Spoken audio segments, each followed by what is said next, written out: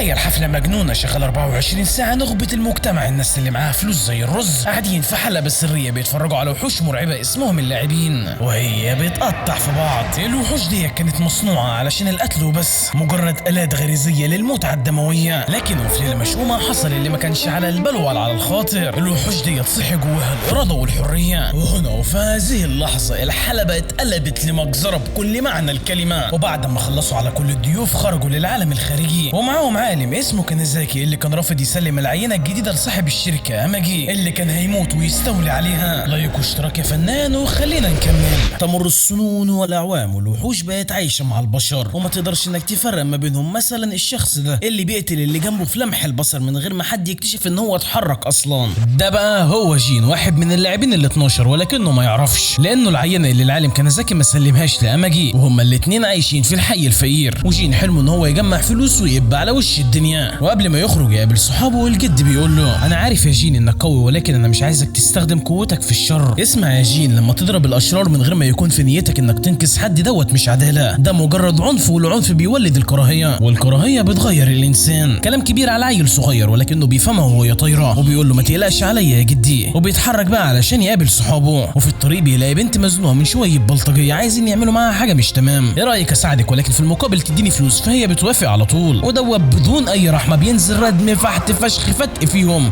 اتحول لآلة قتل بشريه يا معلم. وقبل ما ياخد منها الفلوس بيوصل صحابه كوخي وكونوها اللي بيقولوا له العداله ما بتتباعش بالفلوس، فبيضطر غصب عنه ان هو ما ياخدش منها حاجه. يا ولاد الهرمه ضيعوا عليه المصلحه. المهم الثلاثه بيقعدوا، والواد بيلاحظ ان كونوها مخبيه ايديها، فبيكشف لهم عن الختم الغريب اللي موجود على ايديه اللي جده مسميه بختم الملاك. بيسيبهم وبيروحوا. في الطريق بيقابل اكم البنت اللي دفع عنها وما خدش منها فلوس. بتلاحظ ان هو متضايق، فبتديله كارت الشغل بتاعها لو احتجت اي حاجه تعالى لي. فبيشكرها وهو مروح للبيت بيكون فرحان جدا، بس سرعان ما الفرحه دي بتتقلب لكابوس، لانه لما بيوصل للحي الفقير بيلاقي كل اللي موجودين اموات. الواد بيطلع يجري على جده اللي بيكون غرقان في دماغه وبيلفظ اخر انفاسه. جين اللي مش عارف يعني يموت بيكون فاكر ان هو بيلعب معاه، فبيحط لعبه على الجرح وبيقول له انت كده خفيت، يلا قوم علشان نكمل لعب. ولكن الجد حضنه وقال له خلي بالك من نفسك، ووقع على الارض ميت. الواد ما كانش مقتنع ان هو مات، فخده على الدكتور وقال له علي الجدي، لكن الدكتور طرده بمنتهى القسوه لانه مش معاه فلوس. حاول يكلم كوجي علشان يساعده،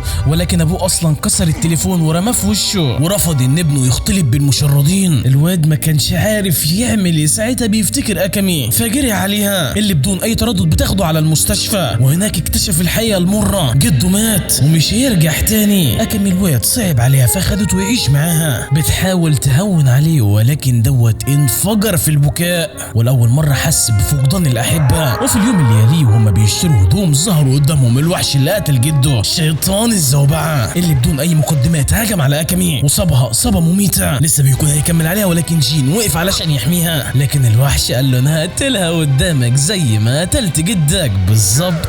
جين في اللحظه اللي شاف امله الوحيد بتوع على الارض انفجر زي البركان. كوكتيل مشاعر اتلخبط في بعض وبوم الطاقه رهيبه بتخرج من جسده، وفي لمح البصر هجم على الوحش وقطعه حتت صغيره، وبعدها اغموا عليه. صحي في المستشفى لقى المحققين جنبه اللي ادوله القلاده بتاعت جده وقالوا له اليأس مش نهايه الطريق، طول ما في نفس في الصدر يبقى فيه فرصه جديده. ايوه اكمل لسه عايشه. الواد اول لما بيشوفها بيجري عليها وبيفضل يعيط في حضنها. ننتقل بعد ذلك للشخص دوت اللي اسمه هيتاني، قدامه وحش النار المجرم اللي ولع في الدنيا بسلسله حرايق لا حصر لها، وبيسخنوا بقى بكلمتين مسمومين. مش ناوي بقى تولع الدنيا اكتر ولا ايه؟ وفي شركه اماجي بقى بيكونوا عاملين اجتماع، والراس الكبيره بيتكلم وبيقول طالما ان احنا عايزين عداله يبقى لازم يكون في سلطه. بيتكلم على استغلال الشعب. وبعد كام سنه بنشوف كونها وامها واقفين بيوزعوا اكل على الغلابه اللي في حاله يرثى لها، ولكن يا صديقي الاكل ما كانش كفايه علشان يسد جوعهم، ولذلك الاتنين دول بيتخانقوا على شويه اكل مالهمش اي لازمه. كونها بتحاول توقفهم هنديكم زياده، بس طبعا ما كانتش قادره. الناس الجوع بقى بينهش في جسدهم، ولذلك هم بالغضب دوت ومن العدم بيظهر جينو بيوقفهم، وبكلمتين هاديين طفى الحريقه ديت كلها. كونها بتلمحه وبتتاكد ان دوت جين من الختم الغريب اللي موجود على ايديه، وبتفرح لما بتلاقي صديق طفولتها. بعدها بقى جين بيروح لاكامي اللي بيكون فتحت كشك صغير علشان محدش عايز يشغلها بسبب البشله اللي على وشها. الواد بيعرض عليها ان هو يساعدها ولكنها بترفض رفض تام، ودوت كله علشان يركز في مذاكرته. وفي نفس الوقت دوت تحت الارض اماجي واقف قدام تجربه فاشله، محاولته لاستنساخ الكائن الاسطوري زد فشلت مرة كمان. طبعا بيفرغ غضبه كله في العلماء اللي عنده وبيقول لهم انتوا فعلا حسالة، فينك يا كانزاكي. وفي نفس اليوم كانوا عاملين حفلة فخمة جدا. كوغي بيطلع على المسرح وبيعلن عن حلمه، ايوه السلام التام، عايز يقبض على كل الوحوش وخصوصا وحش النار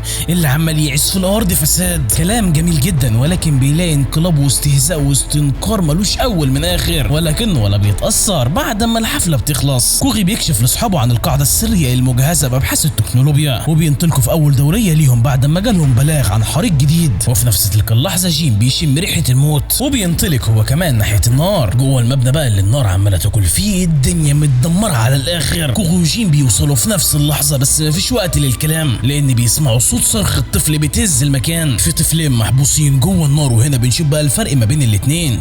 كوغي خطته بارده ومنطقيه، نسيب الام وننقذ العيال، ولكن جين على عكس تماما، يا اما ننقذهم كلهم يا اما بلاش. انت ما تعرفش يعني ايه الواحد يعيش من غير اهل. الواد كان لسه عند رايه، قام دوت قال له تبا ليك يلا. حطوهم كلهم في السرير وملاهم بالبطاطين ورماهم من فوق، نزلوا عايشين. كوغي حصلهم وعرف ان هو كان على خطأ. جين بقى جوه كان بيستكمل معركته مع وحش النار اللي بيهجم عليه ومش مدي للواد اي فرصه، وفي الاخر بيقدر ان هو يخرم بطنه. كان فاكر ان هو قاضي عليه، ولكن دوت عندها يلا. الواد جسمه بيبدا يلم وبيتحول لوحش بحقه حقيقي، وطخ قطع ايد الوحش. ايوه انا واحد من اللاعبين، ولكن انا مش بقتل البشر، انا بحميهم. الوحش اول لما بيشوفه بالهيئه دي بيناديه بزد وبيكون عايز يقتله باي طريقه ممكنه، بينقض عليه ولكن دوت مش بيديله اي فرصه، وبالطفايه بيحاول يطفيه. الوحش كان حرفيا مرعوب منه، ده اللي هو انت ازاي بالقوه ديت؟ ما بيدلوش اي اجابه، وبحركه واحده بيقتلوه، وبعدها بيغموا عليه علشان رجال الانقاذ يجوا وياخدوه على المستشفى هو وكل المصابين. اما جيب ذات نفسه بيروح هناك وبيخش الاوضه اللي فيها جين، وبيلاقي الختم موجود على ايديه. ايوه ده واحد من اللاعبين، وتحديدا العينه اللي هربت من المختبر. الواد بقى لما بيفوق بينصدم من اللي هو شايفه. اكامي الحضن الدافي من بعد جده. الوحش دوت بيكون خلاص قرب يقتلها، وديت واحده من النسخ الفاشله علشان يصنعوا زد. جين لما بيشوف المنظر ده بيكون هيتجنن، ولذلك بيستخدم قوته وبيتحول وبوم بيضرب ضربه للوحش بيطيره، ولكنها ما كانتش كفيله ان هي تقتله. ودوت بدوره بينقض عليه، بيديله ضربه لوحته بس ما اثرتش فيه، فبيحاول ان هو يبخته، ولكنه كان ليه بالمرصاد وبضربه واحده بيخلص عليه. واللي كانوا بيراقبوا كل دوت من بعيد اما جو العلماء اللي بيكونوا مستغربين من اللون اللي فيه جين، لان المفروض لو هو زد الكائن الاسطوري يكون لونه احمر، فبيستنتجوا كده ان هو لسه ما خرجش كل قوته. واول لما قتل الوحش اللي قدامه مؤشرات التحول اللي في جسمه بدات ان هي تزيد بطريقه جنونيه. ساعتها جين بيلاحظ ان هم بيراقبوه فبيقتحم المختبر، وبيكون خلاص هيخلص عليهم بسبب اللي هم عملوه في اكامي، ولكنها بتصغر من وراه. الواد بيلف بكل لهفه، ولكن هنا بينصدم لما بيشم منها ريحه الوحوش. بيسالهم بكل لهفه هو انتوا ايه اللي عملتوا فيها دوت؟ ولكن طخ واحد من العلماء بيقتلها ما بين ايديه. وعلى اثر ذلك مؤشرات التحول بتاعته بتبدا ان هي تقل تدريجيا لحد ما بيرجع لهيئته البشريه. هنا اما جوه العلماء بيستنتجوا ان هو بيتحول علشان ينفذ مهمه وهي قتل الوحوش. وفي صباح اليوم التالي بنشوف كوغي وهو بيفرغ غضبه في التمرين، وده بسبب المؤتمر الصحفي بتاع امبارح اللي عيلته اجبروه يطلع ويقول هو المنقذ، وبكده يتحول لبطل كذاب. وساعتها بيتذكر اول مره قابل فيها جين لما كان بيدافع عن المظلوم. هو كان بيساعد المظلوم، ولكن دوت قدام الناس شكله كده كان بيسعى ورا المجد والشهره. وهنا كانت بذره الخلاف اللي ما بينهم. عداله بتدور على الشوق والمجد، وعداله كل همها تحمي الناس وبس. اخته بتخش عليه وبترمي له شويه كلام بيدمره بالكامل. اما بقى على الجانب الاخر تحديدا عند جين اللي بيصحى بيلاقي نفسه محبوس. اما جي اللي خده في رحله الجحيم الماضي، حلبة القتال المجهوله اللي تحت الارض، وهناك كل الكروب بتتكشف.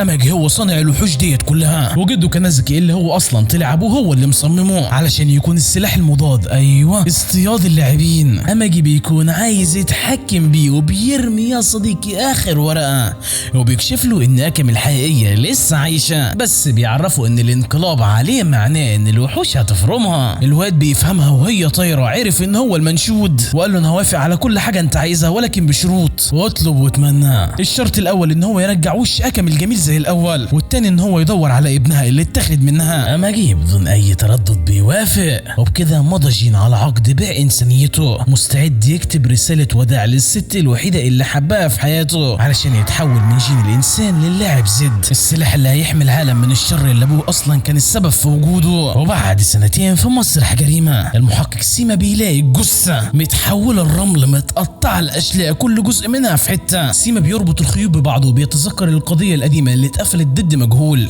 وبيسمي الوحش دوت وحش الرمال. بعدها بيروح للسجن وبيخرج جين من الحجز كالعاده، وبيدوله نفس المحاضره للمره المليون: يا ابني بطل العنف دوت حتى لو بتساعد الناس. فبيقول له بكل برود: ديت شغلانتي، انا بساعد الضعيف والغني برضه ولكن مقابل مادي. جين بيقول له: صح، انت ايه اللي مخليك مهتم بيا للدرجه ديت؟ فبيقول له: بحس ان في صله ما بيننا. وبيفكروا بالنصيحه اللي اديها له: لما تحس ان الدنيا كلها قفلت في وشك بص لفوق هتلاقي ان الامل لسه موجود. وفي نفس الوقت دوت بنشوف 3 وحوش من اللاعبين بيهجموا على واحد غلبان، وبمنتهى البرود بيحولوه لسائل. ايوه زي ما سمعت كده. واللي شافهم وهم بيعملوا الجريمه البنت ديت اللي بيلاحظوا وجودها، فبتحاول ان هي تهرب وبيوصل بيها الحال لبيت جين وبتستخبى جواه، واللي بيكون حاليا في شركه اماجي وعمال يتعمل عليه ابحاث. وبعد ابحاث كتيره جدا اكتشفوا الطريقه اللي هيحولوا بيها لزد، ودوت من خلال لبان منشط لتحويل الجسد. ده غير الهدوم اللي بيلبسها اللي بتندمج معاه لما بيتحول للاعب وبتزيد من صلابه جسده. وبكده خلصت ابحاثنا للنهارده، تقدر انك ترجع في اي وقت. وبينما هو راجع في الطريق بيلاقي يكونها وامها بيوزعوا اكل على الغلابه كالعاده، بينادوا عليه علشان ياكل ولكن دوت بيطنشهم. البنت بتجري عليه وبتقول له: انت ايه اللي خلاك تقول لي الاكمي انك لقيت اهلك الحقيقيين؟ انت لازما على الاقل تطمنها عليك. فهو بيقول لها: انا مش عايز اشوفها. وطبعا هو قال كده وبالطريقه الخشنه ديت علشان مش عايز اي حد ليه علاقه بيه يتاذى، ودوت بسبب شركه اماجي اللي مراقباه 24 ساعه. بيرجع للبيت بيلاقي نفس البنت مستخبيه. قال: لا انت مين انت؟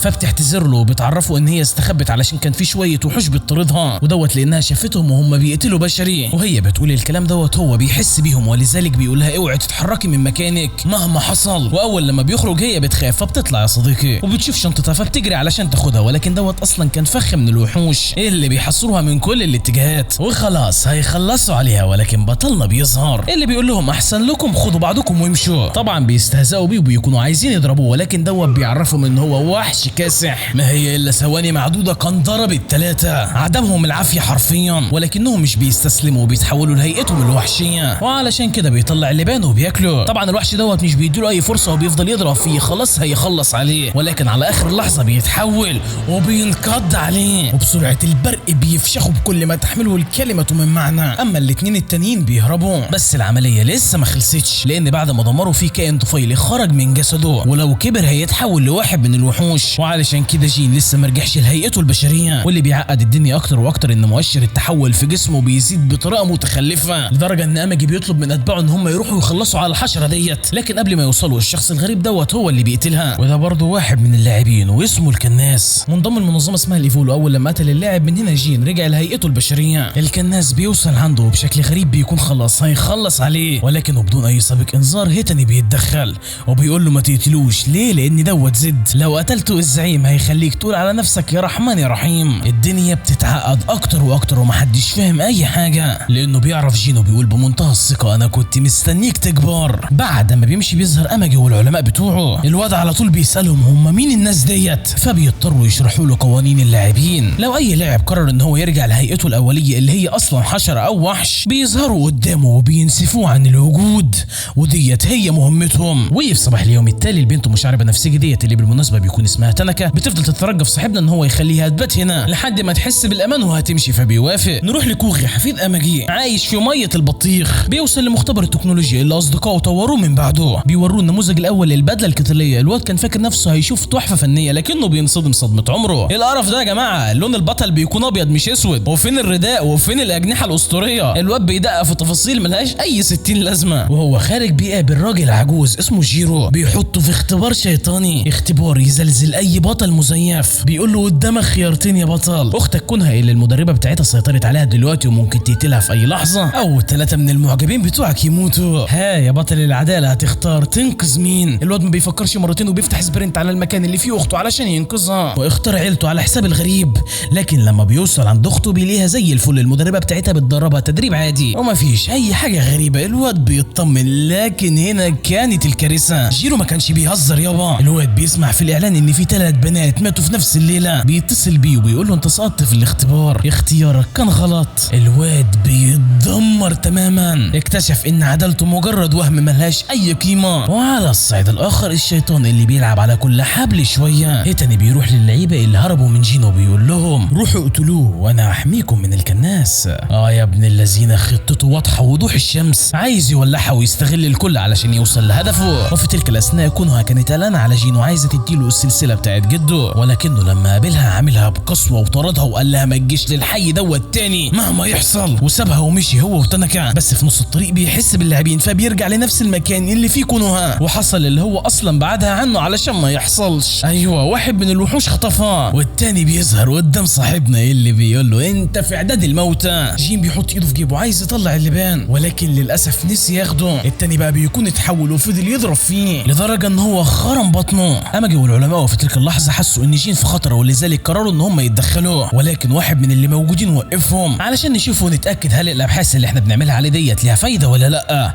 الكل بيوافق. كونها بقى وعلى الناحيه التانيه الوحش بيكون مكتفها وعمال يخوف فيها فبتتصل باخوها اللي بيسمع صرخات ملهاش اول من اخر. على طول بيروح لفريق اماجي ولحسن الحظ بيكونوا خلصوا البدله بالتعديلات الجديده. الواد ما بيفكرش مرتين وبيلبسها على رغم تحذيرات الباحثين لانها لسه تحت الاختبار، ولكنه بيصرخ انا هنقذ اختي حتى لو دوت هيكلفني حياتي، وبيتحرك مقسم على انقاذ اخته. نرجع لجين اللي بيكون عمال يقاتل بكل ما اوتي من قوه على الرغم ان مؤشرات التحول عنده بتقل مش بتزيد، ولكن الغريب ان قدره تحمله اعلى من الطبيعي لان ما ينفعش لاعب من اللاعبين ما يكونش متحول ويقدر ان هو يجاري واحد من اللاعبين، ودوت اللي هيجنن اماجي واللي معاه. بعد ما اتفشخ الوحش بيقول له عارف زمان دلوقتي صديقتك اللي بيحصل فيها بيتم تعذيبها وفي اسوأ الاحوال اخويا هيقتلها، فبيقول له انت كذاب لان هي الطعم الوحيد اللي استدركتوني بيه فما ينفعش تقتلوها غير لما تاخدوني. فبيقول له اتفرج وبيوريه كونها وهي بتتعذب عذاب مش طبيعي. اي نعم هو مش الم ولكن نفسي، والواد طبعا بدون اي حول ولا قوه. الليل بيحل والمعركه لسه مستمره والواد من كتر التفكير في كونها مش قادر يركز. اخيرا بيفوق وبيرزع السيخ دوت في بطنه وبيهرب منه وبيبدا ان هو يدور على البنت.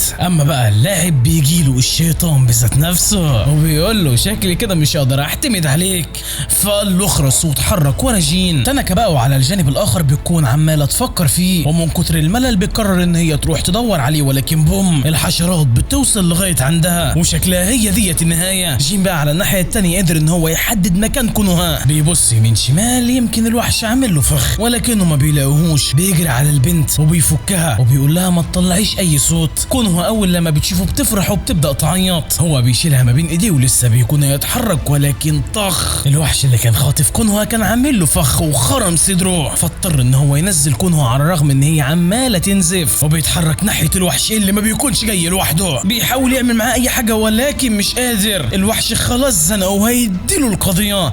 بس انت فاكر ان دوت هيحصل ولا معايا يا صديقي؟ لا لا لا والله. كوخي بيكون حضره في اقل من ثانيه بيكون قضى على الجميع. لا بجد ادخل رايق يسبب حرايق يا عم العداله. لسه بيكون هيطمن على جين اما قال له مالكش دعوه بيا روح انقذ اختك لانها شكلها كده هتموت من كتر النزيف. الواد بيكون هيتجنن ولكن يابا مفيش اي وقت للاستغراب يلا اتحرك. بيشيلها وبيحطها على الطياره. بيتصل باصدقائه وبيقول لهم الطياره دي تقدر تشيل كام شخص؟ فبيقولوا له شخص واحد واللي هو انت بالبدله، بس بما ان كونها ضعيفه تقدر انك تتحرك بيها. فبيقول لهم احنا 4 ما نقدرش ان احنا نتحرك بيها لحد ما تطلعنا البر الامان. فبيقولوا له للاسف لا، وده بسبب ان البدله لسه ما خلصتش زي ما انت عارف، فاختار يا اما تنجو انت واختك يا اما تموتوا انتوا ال4. وبكده العداله اتحطت في نفس الاختبار اللي العجوز عمله له، بس المره دي الواد ما بيكررش نفس الخطا، ما بيختارش اي حل من الاثنين. ايوه خلى اخته وصاحبتها هم اللي يتحركوا، اما هو هيفضل مع جين علشان يحميه من الوحوش لانه مش قادر يتحرك. كوخي بيقول له استخبى وانا هتعامل معاهم، فبيعمل كده فعلا. وهو مستخبي في احدى الازقه بيجي له سكان الحي اللي هو عايش فيه وبيقولوا له استريح انت احنا هنتعامل مع البقيه. بيكونوا فاكرينهم شويه بلطجيه ولكن يا معلم دول وحوش، اول لما بيشوفوهم بيكونوا هيعملوها على نفسهم. الوحوش بتنقض عليهم ولكن قبل ما تلمسهم كوخي بيتدخل وبيخلص عليهم. واللي بيكونوا مراقبين ده كله من بعيد اماجي والعلماء اللي بيكونوا مستنيين ان جين يتحول لزد. واضح كده ان هم ما عندهمش اي مانع ان هم يضحوا بيه لانه شكل كده بالنسبه لهم بقى تجربه فاشله. نروح له بقى هناك اللي بيجي له الشيطان هو بيقول له انت خيبت ظني يا جين. خلينا اخمن انت بتفكر دلوقتي انك لما تتألم وتتعذب وكوكتيل مشاعر كده يتخلط مع بعض هتتحول لزد، بس للاسف دوت غلط لانك حاليا في المرحله الاخيره، يعني لازم تتحول بارادتك، وبما انك معدوم الاراده فهساعدك. وبيطلع مسمار معمول من معدن الملاك اللي بيساعد اللاعبين على التحول وبيرشقوا فيه، واول لما بيعمل كده الواد بيبدا ان هو يصرخ وما هي الا ثواني معدوده بيبدا يتحول فعلا، ولكنه كان باللون الابيض. هتاني يقرر ان هو يجدى عليه ولكن بوم الواد جسمه بيبدا ان هو يضيء بشكل مش طبيعي وبيتحول للون الاحمر بقوه بتهز هز المدينة بالكامل. الكل حس بيها بدون استثناء. مؤشرات التحول عمالة تزيد بسرعة مش طبيعية، وهتاني هيموت من الفرحة لانه تحول للون الاحمر. الواد بقى بيكون حس بقوته اللي مش طبيعية، فقرر ان هو يختبرها. يا دوب بينط نطة واحدة بيطير اكتر من 50 متر. وحش النار بيحس بيه لسه بيكون هيتحرك طخ، لا كوخي بيحترق طريقه، فاضطر ان هو يتحول للشكل الكامل لانه مش عايز يضيع وقت مع التافه دوت. ايوه عايز يقتل جين بايديه، ولكن الواد بيقول له لو عايز تتحرك لازم تقتلني الاول. فبيقول له كان بها، والاتنين بينقضوا على بعض. تانكا بقى في تلك الاثناء بيكون متحوطه من كل الاتجاهات، وهو امر واحد من اللاعب دوت هيقتلها. ولكن قبل ما يتحرك ولا يدي اي امر جين بيقف قدامه وبيقول له انت في اعداد الموتى. الوحش حاول يقيده ولكن دوت خلاص يا معلم ما بقاش عنده اي ذره تفاوض. الوحش بيفهم ان هو دلوقتي في اعداد الموتى، بيحاول يهرب، ولكن الغريب ان هو بيتحول لوحش كامل، ودوت بسبب ختم الملاك اللي موجود على ايد جين. فبيضطر ان هو يواجهه. ولكن انت بتعمل ايه يا معلم؟ الاول كان في فرصه ولكن دلوقتي بقى بالسالب. جين وهو عمال يضرب فيه كده بيحس بها تاني فبيتوقف. الواد بيقول له انت عايز مني ايه؟ ليه بتراقبني؟ انا مش عايز منك اي حاجه، على فكره انا من منظمه الايفول، وبما ان اللاعب دوت كان عمال يقتل في البشر فيجب عليه الموت. فبيقول له ما انت اللي قلت لي اقتلهم، انا ما اعرفكش، انت مين اصلا؟ تخلى عنه في ثانيه الا ثانيه. زيرو بيقول له انا فهمت، سيب لي بقى انا الطلعه ديت، وبيخرم بطنه. بس كده هو لسه ما ماتش، لسه بيكون هينجب حياته. قام فايز الجزء الاخير كده مات بشكل كامل. مؤشرات التحول زد عماله تزيد بطريقه مش طبيعيه ابدا، ودوت خلى امجي والعلماء مش عارفين جين هيوصل لفين. المهم هي تاني بيقول لي للواد انا كنت مستنيك تتحول، انا محتاجك معايا. الواد بيقول له طب ما تفهمني، ما بيدلوش اي اجابه وبيخلع من المكان. في نفس تلك اللحظه خبر تحول جين لزد بينتشر، ودوت اللي كان خايف منه امجي اللي حفيدته في نفس اللحظه بتكون اتنقلت على المستشفى، بس حالتها خطيره جدا. الحفيد بقى بيكون بيقاتل احد النسخ بتاعت وحش النار ولكنه مش قادر، وفرق القوه ما بينهم واضح جدا. واللي بيزود الطينه بله ان البدله اللي هو لابسها لسه ما خلصتش، فبالتالي ممكن يموت لانها مندمجه مع خلاياه. فريق الباحثين بيطلبوا منه ان هو يرجع ولكن دوت بيرفض رفض تام، فبيضطروا ان هم يكذبوا عليه ويقولوا له ان اختك دلوقتي بقت حالتها مستقره. بس دوت بيزود من حماسه، وبسبب قوه ربطه البدله بتتشحن من تاني وبيقوم. في نفس اللحظه اللي قرر ان هو يتحرك فيها لقى جين اتدخل وجه علشان يساعده، ومن غير ما حد منهم يتكلم الاتنين بيتعرفوا على بعض. اللاعب بيقوم من تحت الانقاض وبيطلع من جسده وحوش المره دي اقوى من الاول، وبيسال زد انت ليه في صف البشر؟ انت المفروض تكون معانا، واكيد انت عارف هم صنعونا ليه. ايوه علشان يتسلوا، فانت المفروض تكون عايز تنتقم منهم، ولا علشان انت الوحيد اللي زرعوا فيك قلب بشري فمش حاسس باللي احنا حاسين بيه؟ من الاخر كده انت تحولت لعبد اليوم لانك كده بتقتل بني جنسك. فبيقول له انا بعمل اللي انا شايفه صح، وعلشان كده انت لازم تموت. وهو وصديقه القديم بيتعاونوا مع بعض وبيقدروا ان هم يثبتوه. خلاص هيدوروا القضيه، بس الوحوش الصغيره اللي هم هزموهم بيتحركوا من تاني، ودوت اللي بيشتت انتباههم. وطبعا الوحش ما بيدهمش اي فرصه، بيطير كوغي. اما جين بقى بيتحاصر من كل الاتجاهات، وفي ثانيه الا ثانيه بيكون خرم بطنه، وعلى اثر ذلك في هاله حمراء بتخرج من جسده وبيرجع للون الابيض، ودوت اللي مش مخلي اي حد يفهم اللي بيحصل. طبعا انت فاكر ان النعمه دلوقتي اتقلبت لنقمه، ولكن على العكس تماما. بما انه تحول للون الابيض فكده عمليه الاستشفاء بتزيد اسرع من الاول. الوحش بيلاحظ الموضوع دوت فبيحاول ان هو يخلص عليه قبل ما يخف بالكامل، ولكن لقد فات الاوان يا روح امك. بعد ما خف بالكامل بيبعدوا عنه، وقبل ما يتحرك تاني كوخي بيكتفوه. جين بيستغل الفرصه ديت وبيروح علشان يجيب سيف الواد، بيوصل ليه فعلا وبيحدفه على الوحش بيخرم بظهره. ودي كانت الاشاره يا صديقي لصديقه، لان الاتنين بينطوا عكس عكاس. اللي ورا بيشرد ظهره، اما اللي قدام يا عيني على اللي قدام بيخرم بطنه. ولما بيلاحظ ان صديقه قضى على كل الحشرات بيدمر قلبه، وبكده تم القضاء على التاني رسميا، وبالتالي المهمه خلصت. فجين بيرجع لهيئته البشريه. صديقه بيروح له وبيقول له انا اسف ان انا ما كنتش بقاتل معاك طول الفتره ديت. فبيقول له ما تلومش نفسك، وبيرجع للبيت لتانكا اللي بتكون لسه عايشه. لحسن الحظ البنت اول لما بتشوفه بتحضنه وبتقول له انا كنت خايفه، ايه اللي خلاك تتاخر عليا؟ فبيقول لها انا اسف. بيوصل رجاله امجي اللي بياخدوا البنت على المستشفى لانها عندها حاله صداع مزمن مش بيفارقها ابدا، على الرغم ان هي مش عندها اي مرض. الشخص ده بيقول لها هو انت فاكره اي حاجه من ليله امبارح؟ فبتقول له انا فاكره ان انا شفت بشر اتحولوا لوحوش، والوحوش ديت كانت عايزه تقتلني. فبيقول لها ان ديت كانت هلاوس اكيد من الارهاق. وفي اليوم اللي يليه كوغي بيروح لجده امجي وبيقول له انا عايز اعرف كل حاجه عن الوحوش ديت. بيحاول يتوه ولكن دوت كان مصمم على رايه، انا عايز اعرف كل كل حاجه. فالجد ما بيلاقيش اي خيار غير ان هو يعرفه. نسيبه بقى يسمع على مزاجه ونروح للشيطان هيتني اللي بيرجع لزعيم الايفول اللي بيقول له ايه اللي حصل، فبيخترع قصه من دماغه. والغريب ان الزعيم بيقتنع او بيهودوه. الواد بيكمل كلامه وبيقول له انا عايز اهتم بكل حاجه تخص زد لان انا واثق ان هو واحد مننا. فبيقول له تمام بتمنى انك تكون صادق. نرجع لكوغي اللي بيكون عارف القصه بالكامل، فبيروح لجين وبيقول له انا عرفت ان شركه اماجي هي المتسببه في كل دوت، وبما اني واحد من العيله فانا هحارب باسم الشركه. خلينا نتعاون مع بعض زي الاول لان انا وانت متشابهين. لا مفيش اي تشابه ما بيننا،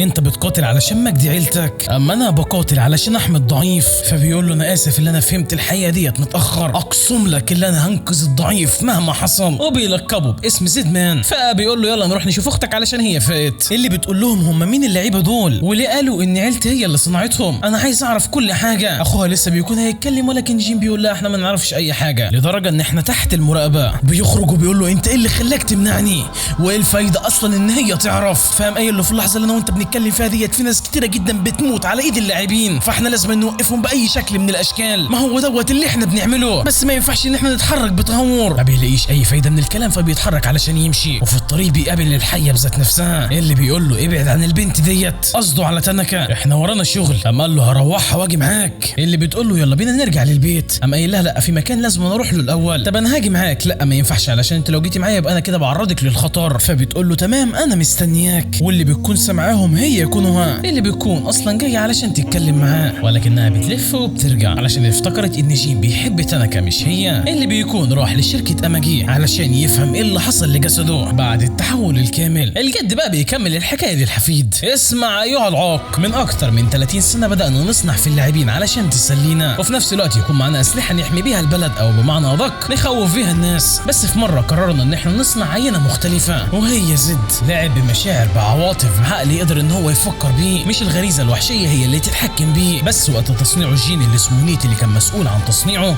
حصلت فيه مشكله، وعلى اثر ذلك الجين اللي اسمه نيت اتحول لزد، ولذلك تم انتاج لاعب على شكل بشر. وشايف الجهاز دوت هو اللي بيعرفنا ازاي نتعامل مع جين اللي اول لما بيشوفه بيكون مصدوم من كميه المعلومات اللي يعرفها عنه والحاجه اللي بيحبها واللي بيكرهها. بيسال عنه لان المعلومات اللي الجهاز دوت بيقولها مفيش بس غير كنزاكي هو اللي يعرفها. فبيضطر العجوز الشيطان ان هو يكشف عن اخر ورقه. اسمع يلا، فاكر لما جدك اتصاب بسبب وحش الزوبعه وانت خدته على المستشفى واحنا قلنا لك مات؟ في الحقيقه هو ما ماتش، ولكنه برضه في نفس الوقت ما كانش واعي، ولذلك خدناه ووصلناه باجهزه متطوره علشان نقدر ان احنا نتواصل معاه ويعرفنا ازاي هنتعامل معاك علشان تتحول لزيد بالكامل. الواد اول لما بيشوف جده في الحاله دي بيكون منهار وما بيكونش مصدق بشاعه شركه اماجي وان هم حرفيا عندهم استعداد يعملوا اي شيء علشان يحققوا رغبتهم. وعلشان يريح جده بيفصل الاجهزه وبيموت قدام عينيه للمره الثانيه. واخر سؤال الاب سابه لابنه، اسكن كويس ولا لا؟ الواد بيفضل يعيط ولكن مش عشان زعلان، لا ده فرحان. واخر معلومه عرفوها من كنزاكي يا صديقي العزيز هو الحجر الاحمر اللي سابه له اللي هي الكلاده، هي السبب الوحيد اللي هتخلي جين يتحول لزد بالكامل، واللي هي حاليا مع مين؟ ايوه كونوها. الواد بيعرف الجد فبيامرهم ان هم يتحركوا دلوقتي علشان يسترجعوها، لكن للاسف هيتاني كان سابقهم بخطوه لانه بعت وحش متخفي ببدله معينه لهناك واللي بيها بيقدر ان هو يعدي من اشعه الليزر من غير ما حد يكتشفه. بيوصل على الاوضه المنشوده وبيصحي البنت وبيقول لها انا عايز الكلاده، والغريب ان دي بتسلمها له بكل سهوله. طب ليه؟ اتاري الشيطان بعت لها نسخه طبق الاصل من جين. البنت بتديها له على الرغم ان هي شك ان دوت مش جين بس بتكدب عينيها. وفي تلك الاثناء الاتنين بيوصلوا على البيت بيسالوا عن كونوها، بس قبل ما ياخدوا الاجابه بيوصل يا صديقي نسخ تانيه من جين ودول مستنسخين من خلايا زد، ولكن طبعا مش كاملين، دول مشوهين. واحد من المشوهين دول بيتحرك علشان يقتل الجد ولكن العالم هو اللي بياخد الطعنه مكانه. وبما ان الوضع اتقلب بجد فزد الحي هو والعداله بيتحركوا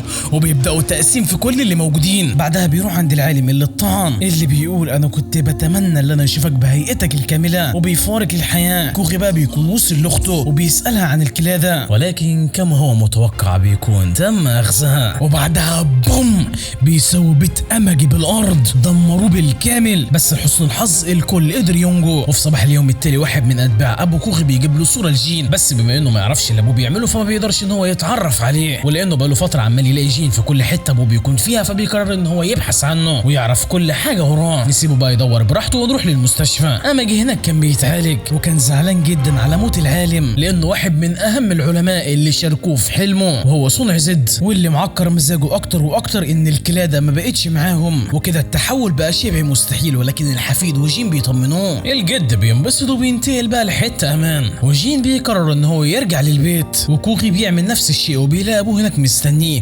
وبيوري له صوره جين وبيقول له انا عارف انك عارف الطفل دوت، ولذلك انا عايز اعرف منك كل حاجه. فما بيرضاش ان هو يجاوبه لان ابوه هو السبب الرئيسي في صنع اللاعبين. اما بقى وعلى الصعيد الاخر وتحديدا عند تاناكا، بتكون رجعت لعيلتها ولكن بتقرر ان هي تسيب البيت وترجع لجين لان وجودها فيه بيحسسها ان هي في سجن، وكمان ماضيها الاليم وتعنيف ابوها وامها ليها اللي بيحاولوا ان هم يوقفوها، ولكن دي اتخذت قرارها وبتسيبهم وبتمشي. وفي الطريق بيجي لها صداع للمره الثانيه بطريقه مش مفهومه، وشكل كده ان في الموضوع. وطبعا يا صديقاتي العزيزه اللي هي بتعمله دوت حرام شرعا ولا يجوز. يعني ايه تروح تعيش مع شخص اجنبي في بيت واحد؟ فخلينا ما نخليش معتقداتهم العنكبوتيه تاثر علينا. نروح بقى للثانيه كونوها اللي بتكون برضه في تضارب مشاعر مش طبيعي، حياتها كلها اتقلبت راسا على عقب، واللي هيجننها اكتر واكتر ان محدش عايز يفهمها اي حاجه. الام ما بتكونش عارفه تعمل ايه، فبتروح للاب وبتلاقيه قاعد مش مهتم ببنت ولا اي شيء، وكل اللي فارق معاه هي الشركه. الام بتصرخ فيه وبتقول له بنتك هتتجنن، روح طمنها حتى على الاقل. ولكن الفجر بيقول لها شد الباب وراكي. وبينما صاحبنا راجع للبيت بيتفاجئ بزعيم الايفون واقف مستنيه، بيبدا يتحول وبيقول انا اول شخص اتقلبت على اللاعبين. الواد لسه بيكون هيتحرك لاسيف مثبته. ايوه الكناس، اسمع يلا احنا مش جايين هنا علشان القتال، انا جاي علشان اطلب منك طلب وهو ايقاف الشيطان هيتاني. طبعا بيتبادر في ذهنك حاليا ليه بنطلب المساعده؟ اقول لك علشان هيتاني قوته مش طبيعيه،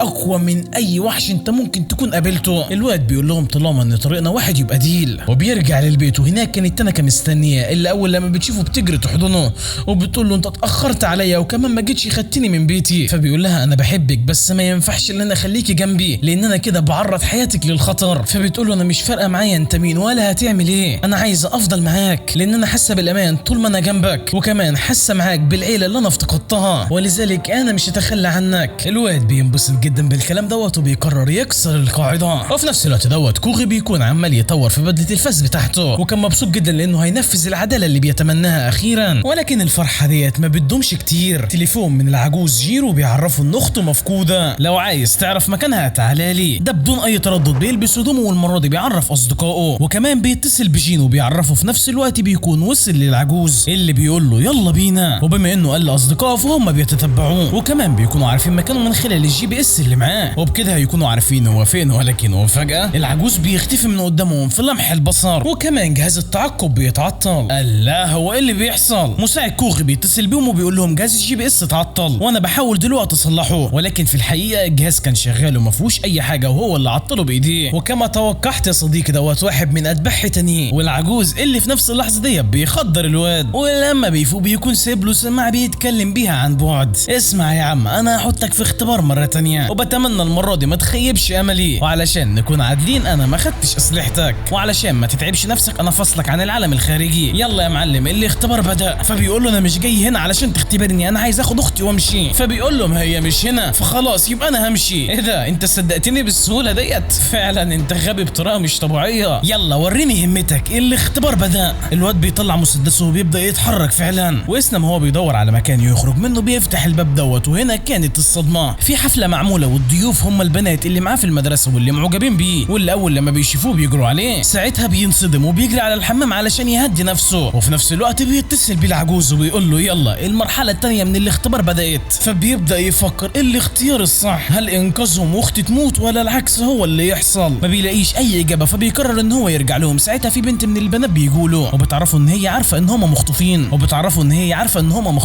وبتعرفوا كمان ان هي لقت باب سري ومتوقعه ان دوت يكون المخرج، ولذلك بتطلب منه ان هم يخرجوا. ولكن دوت دماغه اصلا بتكون هتنفجر من كتر التفكير، هل البنت ديت واحده من الاختبار ولا لا؟ وهل الاختيار اللي انا هختاره هيحميهم وهيكون دوت في سبيل ان اختي تموت؟ وبيكون حيران جدا لحد ما بيتخذ قراره استخدم الممر دوت، ولو خرجت فعلا اتصل بالشرطه. في وقتها في بنت بتيجي وبتسحبه وبتعرفوا ان هم لقوا غرفه جديده بيروح معاها وكانت موجوده. البنت بتقعد على السرير وبتقول له للاسف انت اتخذت القرار الخطا للمره الثانيه، وبوم في صخره بتنزل عليها بتفرتكها. وطبعا ردة الفعل اللي بتخرج من البقيه مش طبيعيه، بيحاولوا يخرجوا ولكنهم مش عارفين. في لحظتها في واحده من البنات بتضرب كوخي بالقلم وبتقول له يلا خرجنا من هنا، مش انت بطل العداله برضو؟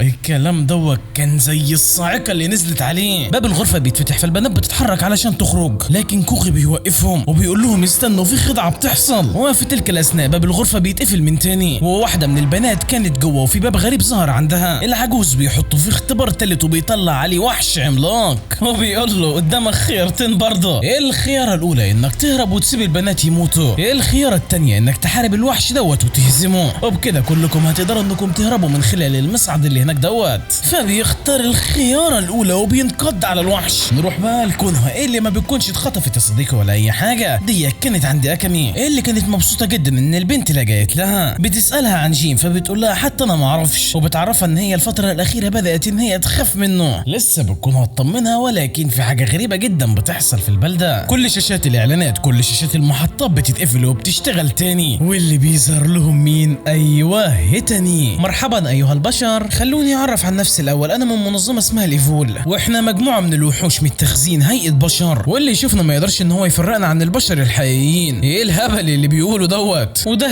كان كلام المواطنين، ولكن لا هو مش بيكذب، واحد من الوحوش دول بيتحول قصادهم. أظن كده إنكم صدقتوني يا بني البشر. تعالوا بقى أحكي لكم قصة الوحوش ديت من البداية. إحنا تم تصنيعنا من قبل البشر وسمونا باللاعبين ودخلونا في معارك دمية ضد بعض، وكل دوت ليه؟ علشان يستمتعوا. وفي ليلة من الليالي بدأنا إن إحنا نفكر وقلنا هو إحنا ليه بنعمل كده؟ واللي بيخلينا نقاتل بعضنا؟ ولذلك قررنا الانتقام من جنس البشر تما، وهو دوت اللي بيحصل حاليا. جين بقى اللي كان في نص البلدة حس بالوحوش اللي عمالة تظهر في كل المكان، اتصل بأكامي وقال لها لو كون هو عندك ما تخليهاش تتحرك مهما حصل. نرجع لكوغي اللي ما كانش عارف يعمل أي حاجة تماما، لكن رغم دوت الواد بيكافح بكل ما أوتي من قوة. أنا مش استسلم، أنا لازم أخرج الجميع من هنا. جين بياكل اللبان وبيتحول وبيبدأ إن هو يحمي المواطنين وبيقول لهم يهربوا من هنا. إضافة حلوة ديت منك يلا، ولكن ما فيش أي مفر أبدا. بيكمل كلامه وبيعرفوا إن تم تصنيعهم من خلال شركة أماجي، فلو هتلوموا حد لوموهم هم. وبعد ما بيخلص مهمته بيرجع لبشري، ودوت تأكيد رسميا على كلام الشيطان. بيجي المحقق سينا وبيقول للجين تعال معايا، ورغم الوضع المأساوي اللي هم فيه ولكن الواد متحمس بطريقة مش طبيعية. بيقدر ان هو يسيب الوحش، وساعتها بيعرف ان دوت واحد من اللاعبين لسه بيكون هيديله الضربة التانية، قام التاني مديله بالرجل مطيروه، قام وانقض عليه للمرة التانية وحول السيف لبندقية وطخ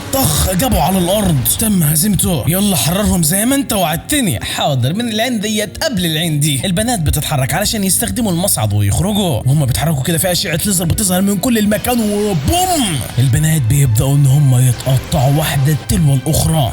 المكان اتحول لبركة دماء مليانة بالاشلاء، وكوجي واقف بدون اي حول ولا قوة مش عارف يعمل اي شيء.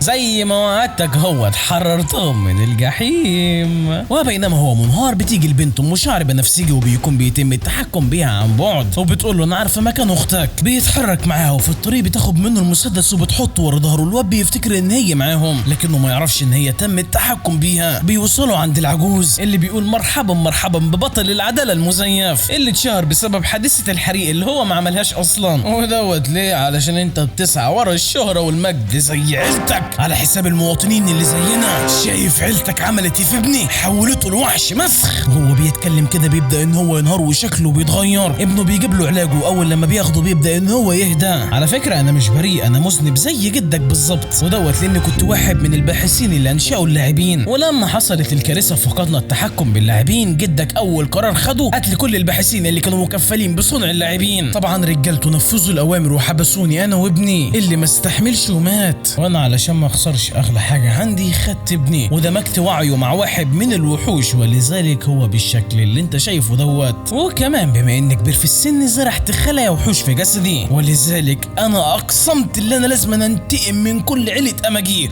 واولهم انت. الواد من بعد ما سمع الكلام دوت مخه كان هينفجر من قذاره عيلته. ساعتها بيوصل مساعد واللي بيعرفه ان هو خاين. وفي تلك الاثناء في لقاء صحفي بيحصل مع ابوه اللي بينفي فيه كلام هيتاني، لكن الصدمه اللي ما كانش متوقعها الغلبان ان مساعده بيقول كل حاجه هيتاني قالها صح، وبيطلع مستندات على صحه كلامه. وهنا بيظهر ان في حد بيتحكم بيه علشان يقول الكلام ده. وبعد ما بيخلص كلامه بيحط المسدس في بقه وطخ بينتحر. قال عايز يبقى بطل العداله وعيلته هي اصلا اس الفساد. ما طبيعي الفاسد هيجيب ايه؟ فاسد زيه. ولكن دوت طبق مقوله من الشر يطلع خير ومن الخير يطرح شر. بيمسك السيف بتاعه، اول حد بيقضي عليه هو مساعده، بيحول السيف لبندقيه وبيقتل العيل العيل الصغير ووراه العجوز. ايوه الواد قرر ان هو يغير كل شيء بايديه، بيتصل باصحابه اللي بيجيبوا له البدله ودوت بيركبها وبيتحرك ناحيه المؤتمر الصحفي. اللي بيوصل هناك تاني واحد من الوحوش. ابو كوغي كان عارف ان هو هيجي ولذلك كان مستعد وطلع عليه ترسانه اسلحه ملهاش اول من اخر واطلقوا عليه، ولكن التاني بيحميه في لمح البصر ظهر قدامه. لسه بيكون هيقتله الا ان جين بيقتحم المكان وبيقول له انا جاي علشان اقتلك، فبيقول له للاسف انت من غير الحجر الاحمر بدون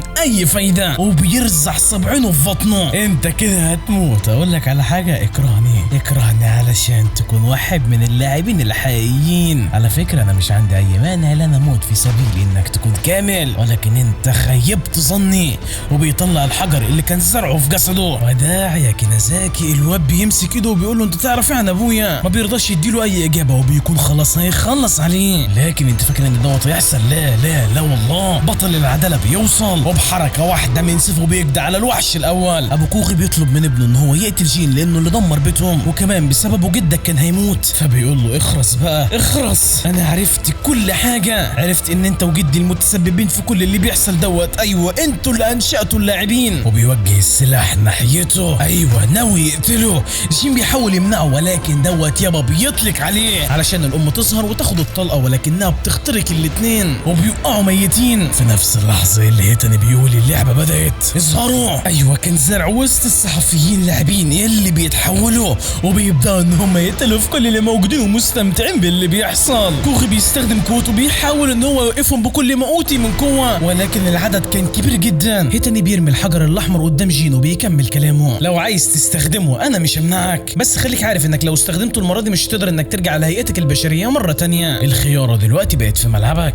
صح بالمناسبه قبل ما انسى، لو استخدمته وتحولت لزد بالكامل مش هتقدر انك تتحكم بنفسك زي الاول، لان غرايزك المره دي هي اللي هتتحكم بيك. الواد كان متردد وخلاص اتخذ قراره، ولكن صديقه بيمنعه وبيقول له انا هتكفل بالوضع كله، والواد فعلا مش مقصر في اي شيء، خلص عليهم كلهم. الواد برضه ما كانش عارف يعمل ايه لان خصمهم ده هي بحقه حقيقي. اللي بيقول اطلع. ايوه تنكه بتظهر مع واحد من الوحوش قدام جين. يلا اطعن نفسك. بيمسك الحجر وقبل ما يطعن نفسه بيقول للكوغي لو صرت الشر المطلق ارجوك اقتلني، وبيزرع الحجر في جسده وبوم الطاقه مهوله بتخرج منه بتهز المكان كله. اولا بيتحول للون الابيض وبعد كده الاحمر. صدى القوه من قوته بيوصل للكناس ومنظمه اليفول. بعد ما تحول بالكامل كوغي بيرفع عليه المسدس وبيكون ناوي يقتله، ولكن دوت بيقول له ما تقلقش انا مسيطر على الوضع، وبيكون مبسوط جدا. واللي بيكون بقى في كميه انبساطه هو الشيطان هيتاني اللي بيقول ايها الوحوش اظهروا. واول لما بيقول الجمله ديت حجر الملك اللي في ايد جين بيضيء ضوء غريب جدا بيخلي كل اللي موجودين يتحولوا لوحوش. صدمه بكل المقاييس. هو ايه اللي بيحصل دوت؟ زي ما قلت لك قبل كده يا جين ان الختم اللي في ايديك دوت لما بتكون قريب من اللاعبين بيحولهم لوحوش حقيقيين، وبكده مش هيقدروا ان هم يرجعوا لهيئتهم البشريه من تاني. جين بيكون في حاله صدمه مش قادر يخرج منها لان تنكه اتحولت لاحدى الوحوش بشكل مرعب وعماله تقتل في البشر. في لحظتها المحقق سيما مخه بيشتغل زي الكمبيوتر وبيدرك ان ديت وحش الرمال اللي كانت بتقتل البشر وما بتسيبش اثر ليها. جين مش قادر يتحرك، مش عايز يقتلها، وفي نفس الوقت ضميره مش مطوع يخليها تقتل في البشر من غير ما يعمل اي حاجه. واللي بيشجعه ان هو يتحرك صديقه. الواد بيتحرك وبيكون قلبه عمال يتقطع كل ما بيبص لتنكه، والشيطان بيفرك الملح على الجرح. طبعا انت فاكر انك قابلت تنكه صدفه صح؟ ولكن لا، انا اللي حطيتها في طريقك وخليتك تتعلق بيها علشان اخليها تموت قدامك، وبالتالي كده انت هتفقد السيطره على نفسك. قال عايز تعمل عيله انت وهي. قال الواد بيتجن جنونه وبينقض على هيتاني، ودوت ما بيتفاداش هجومه وبيخليه يخترق جسده. بسبب ان البنت عماله تقتل في كل اللي موجودين كوغا بيضطر ان هو يتدخل وبضربه واحده بيقسمها لنصين امام انظار جين اللي ما كانش قادر يتحرك. هيتاني بيبعد عنه، كوغا بيحول السيف لبندقيه وبيبدا يطلق عليه من بعيد، بس دوت بيتفادى كل هجماته فبينتقل للقتال قريب المدى. فدوت بيستخدم جزء بسيط بس من قوته وبيطيره وبيقول له بص على صاحبك فقد كل حواسه وهو في الحاله دي بسببك لانك قتلت حبيبته. بيقرب عليه ويدوب بيلمس السيف وبيجيبه على الارض. ومش بس كده لا. كمان البدله بتاعته بدات ان هي تجيب اخرها. اصدقائه اللي متابعين حاله البدله من بعيد بيطلبوا منه ان هو يخرج حالا. حتى اخته كونوها بتطلب منه نفس الشيء، وعلشان تحفزه بتقول له امك لسه عايشه. بس مفيش اي مفر، الشيطان مش عاتقه. اخيرا جين بيتحرك من سباته، بيمسك السيف بتاع صاحبه، وفي لمح البصر بيكون قدام هيتاني وبيطعنه. وده كان على قلبه زي العسل. انا اخيرا حققت حلمي، واللي هو انت يا جين، انت كده بقيت زد، يلا قتلني. فبيقول له سمعا وطاعا، وبيفضل يدمر في احشائه بالسيف وكمان بايديه. واخر كلماته انقذ العالم يا جين، وبيقع ميت. وكده ما بقاش غير الاتنين. جين بيقول له ايه اللي خلاك تقتلها؟ كان ممكن في طريقه ترجعها البشريه. فبيرد عليه بكل غضب هي ديت الطريقه الوحيده علشان انقذ البشر، وزي ما انت عارف السلام محتاج تضحيات، ولذلك انا مضطر اقتلك لان انت كده اخر واحد من اللاعبين. وبيصوب السلاح ناحيته. اخته كونها بتحاول توقفه، وجين بيفكروا بماضيه وان حلمهم هم الاتنين يكونوا ابطال، ولكن لا حياه لمن تنادي. ده خلاص اتخذ قراره، انت لازم تموت يا زد. وقبل ما يطلق عليه الرصاص في حاجه غريبه بتحصل لجين، غرايزه هي اللي بتتحكم فيه، وفي طرفه عين بيجيب الوضع على الارض، وكمان في قناع اسود بيغطي عينيه، واللي بيزيد التينه بله في اجنحه عملاقه بتظهر من ظهره،